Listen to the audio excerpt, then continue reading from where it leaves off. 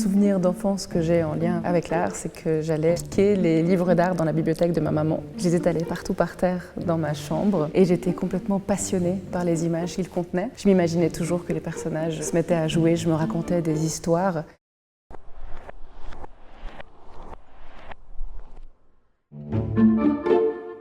Je m'appelle Marie Barras, je suis gestionnaire de projets et de données numériques au Musée d'Art et d'Histoire depuis 2 ans.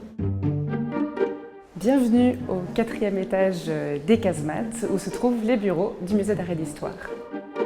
Nous nous trouvons au centre de documentation et de recherche du musée. C'est ici qu'on met à l'inventaire les nouvelles acquisitions, en collaboration avec nos collègues de la Régie des œuvres, qu'on traite aussi des fonds d'archives en attente de traitement que vous voyez un petit peu partout. Au musée, je m'occupe de la partie qui est en lien avec les humanités numériques. Les humanités numériques, qu'est-ce que c'est? C'est comment est-ce qu'on peut utiliser l'ordinateur pour comprendre des données patrimoniales. Ces données patrimoniales ont toute leur complexité. Il peut s'agir du titre d'un tableau, d'une date, de la provenance d'un objet, d'une date de création.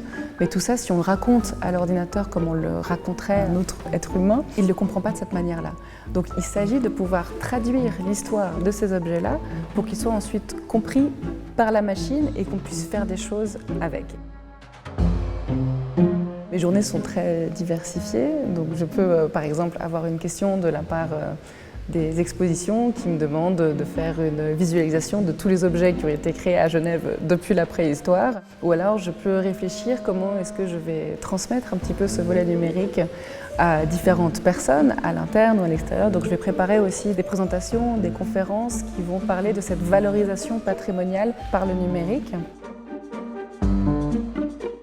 Si vraiment on me demande de choisir une œuvre dans ce musée, je choisirais peut-être Plage et crinoline d'Eugène Boudin, qui montre les débuts du tourisme et puis de l'intérêt qu'on a aussi pour la mer et l'océan, de se faire un peu moins peur et qui commence à pouvoir être aussi un lieu de destination, de loisirs.